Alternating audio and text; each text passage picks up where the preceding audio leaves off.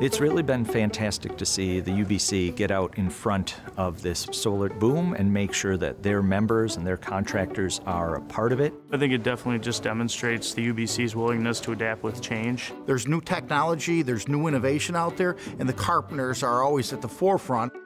What's important about our Carbon Free with the UBC conference is it's bringing together our contractors, our manufacturers, it's bringing together the developers. We see this as an excellent networking tool to not only just know the members of the UBC, but all the tentacles that kind of offshoot from there. It's good to see people doing business together, talking about projects, talking about growth opportunities. Developing ideas, having conversation.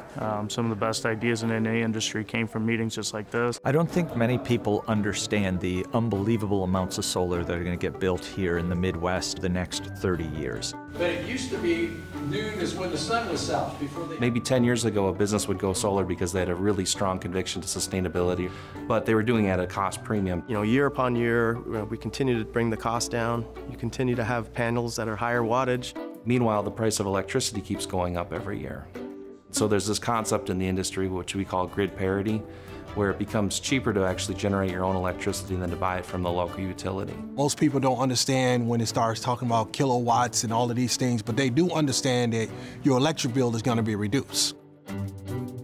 We sit at the interconnection of two giant grids, the MISO grid in central and southern Illinois, the PJM grid that stretches from Chicago all the way to New York City. We have a very excellent electric grid. The Midwest really has the opportunity to become the Saudi Arabia of renewable energy. We're going to succeed in doing this by partnerships. At the state and local levels, there's a lot of local incentives that also are driving the economics of these systems. Counties are seeing their first projects get built, and those zoning officials who approved the first few ones want to see that this is actually creating local, good-paying jobs. Neighbors who are next to these projects want to know that they're built to the highest standards, and that's really where the UBC and union labor comes in. We start by letting them know how many members we have that are representing their area.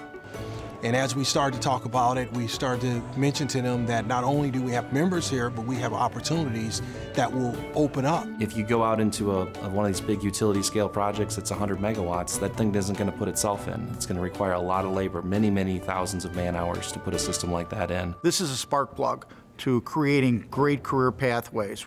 In Illinois, we're talking about 14 gigawatts of solar, 13 gigawatts of wind. We're talking about sustaining our nuclear fleet. This is an economic generator for not only those communities, but for the whole industry. The opportunity now with solar and the creation of jobs is just huge. One of the keys, though, is being able to train these individuals to be productive, to be efficient, to be safe. We always say the devil's in the details. And that can go down to how many Newton meters are you using to torque down the screws in the racking, for instance. That's all going back to training. That's the difference between having a skilled trade carpenter versus someone that is unskilled. That person that's unskilled, we'll bring them into the Brotherhood and we'll make them skilled as well. We're bringing in individuals from every community. It gives us an opportunity for women and minorities to bring them into our fold. It really takes them on a career path. And we're retaining our workforces because we are cross-training them. We have millwrights, we have cabinet makers, we have concrete carpenters, we have trim carpenters. So if we need a welder, they have the opportunity to get that proficient welder. If they need a drop ceiling individual or a flooring individual, these are specialists. Okay, so that contractor's getting the best of the best. That's what we're all about because of our UBC president, Douglas McCarran. He believes in investment and training. You got your emergency stop right here.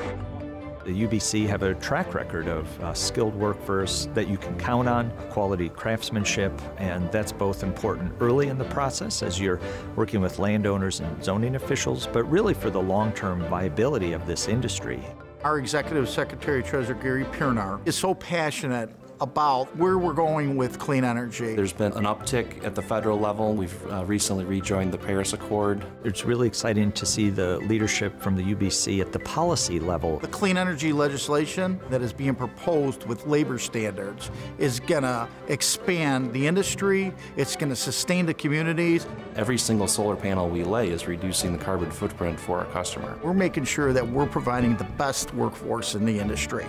And the only way we're going to do that is collectively networking with the industry, the developers, the owners, the contractors, and we have to make sure that our business representatives and also our members know that we're in it to win it.